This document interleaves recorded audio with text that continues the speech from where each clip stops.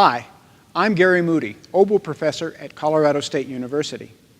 Today, I'm going to discuss some ways to prepare for this year's materials for the Colorado All-State Ensemble auditions.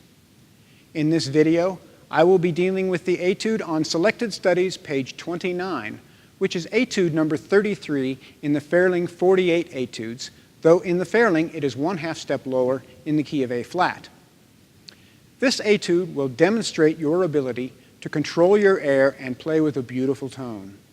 There is a cadenza section on the last line, so you can be somewhat free with its rhythm. Blow across the long phrases and never let it sound hurried, especially with the trills and grace notes. I would like to deal with this piece one measure at a time. The requested tempo is 72 for the 8th note.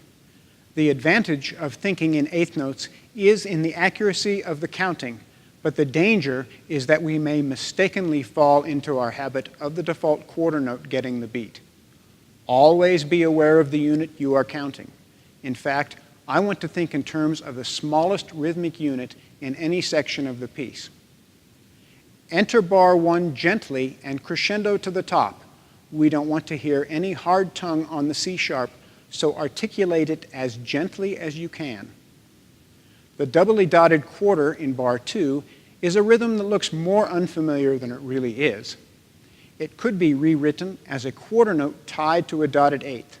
It will be the length of 7 16th notes, 4 for the quarter and 3 more for the dotted 8th. Subdivide the G sharp into these 7 16th notes and come down through the F sharp to the E, holding it its full value and tapering gently. In bar 3, the dotted 8th will be 3 16th notes in length. Subdivide for accurate counting. I try to be sure I am staying open with my embouchure and have my tongue in the position as if I were saying "oh," so that the low A speaks nicely without a chiff in the higher octave. While the exact rhythm of the grace notes in bar 3 was left unspecified by the composer, that does not mean it should remain unplanned by the performer. Here are 4 rhythmic options for this measure. I personally prefer the 4th option so that the grace notes never sound hurried. The first phrase ends in bar 4 with a nice taper at the end of the C sharp. Be sure to hold the C sharp for the length of 4 8th notes and begin to taper so that the B will almost be silent by its start. That way, you can end it a bit early for a breath, and it will not sound as if the note were shortened, but just too distant to hear. Take your time here and get a good breath before starting the next phrase on the C sharp and crescendo on up to the high C sharp in bar 5, staying open so that the air, not the embouchure, supports the high notes. In bar 6, I use my forked F for the E sharp trill so that I can trill by moving just my ring finger. To stay in character of the slow piece, I trill rather slowly and land the trill on the E sharp right on the 2nd 8th note to help set up the grace notes, which I place on the 2nd half of that 2nd 8th note. The time of the later G sharp grace note, as well as for grace notes in bars 8 and 10, will come from leaving the previous note a bit early. Leave early enough so that the grace note is relaxed. Once again, subdivide the dotted 8th in bar 7. Finish this phrase in bar 8 by holding the E its full value of a quarter note and tapering into the rest. The musical idea in bar 10 is a rhyme of that in bar 9, and because it is higher, I play with a bit more intensity. I think of the B at the end of bar 9 as leading into bars 10's higher repeated idea. A bit of space or a breath in bar 9 between the 2 B's and a slight crescendo on the 2nd B will help express this. This added intensity continues in bar 11 with the crescendo to the high D. Listen carefully to the pitch of the high D, making a perfect octave above the previous one. Let's take a closer look at bar 11 and dissect it down to its skeleton. Bar 11 just comes down an A scale, with the 2nd line here showing that descent on a sustained E before continuing downward. The 3rd line adds in the next layer of decoration, when the E steps back to the F sharp and then continues downward. The fourth line adds in the final decoration, with the E sharp and G sharp create a neighboring group, one note below and one note above, to surround the F sharp. I think of a neighboring group as a Goldilocks approach. This note is too low and this note is too high, with each having a bit more tension that is resolved by getting to the F sharp, which is further resolved by continuing the downward scale. I try to bring out these decoration notes with a bit more intensity and stretching of the notes.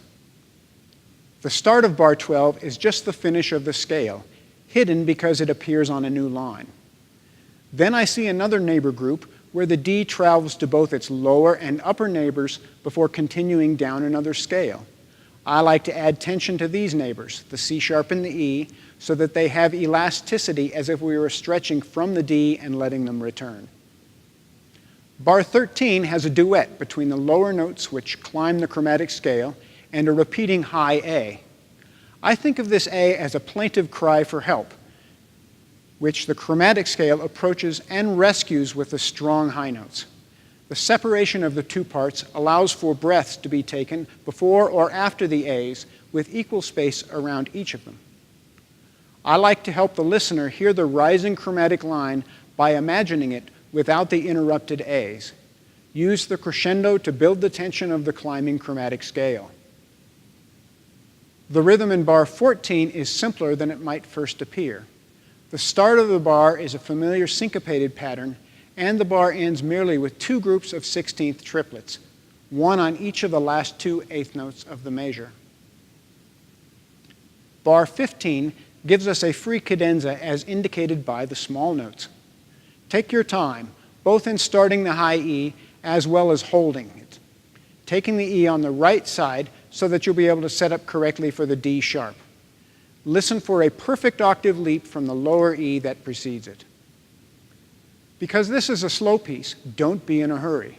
A good rule for slow pieces is to play the fast notes slowly to preserve the relaxed character. This descending passage looks a bit complicated, but it is nothing more than an A major scale with an extra D sharp added in addition to the D natural. I like to start my descent slowly, much like a ball rolling down a hill, picking up speed and then slowing at the bottom as if we were moving back uphill. For the grace notes in bar 16, I give the E a full eighth note value to help conclude our cadenza, and play the four grace notes as four 32nd notes on the second eighth note beat. The sextuplet at the end of this bar is twice as slow as the one in bar 14. If you are pulsing the eighth note, each of these sextuplets would get 2/3 of a beat. Just think in triplets to the eighth note and give each note 2 of those triplets, and this will be perfectly accurate. Be careful. The C sharp will be a full 2 2/3 beats, so hold it its full value. Once again, for a downward leap from the D down to the F sharp, I want to keep my embouchure open and support the high notes with my air and not my embouchure. Additionally, I cover the half hole at the end of the D to help the low F sharp speak in the correct octave. In bar 17, just like in bar 9, hold out the final quarter its full value and let it come in for a gentle landing. Remember that the rest at the end of the bar is also part of the music, so stay quiet and avoid gasping at the end. I hope this video will be helpful to you in preparing for your audition. If you have any questions, please feel free to contact me. Good luck with your audition.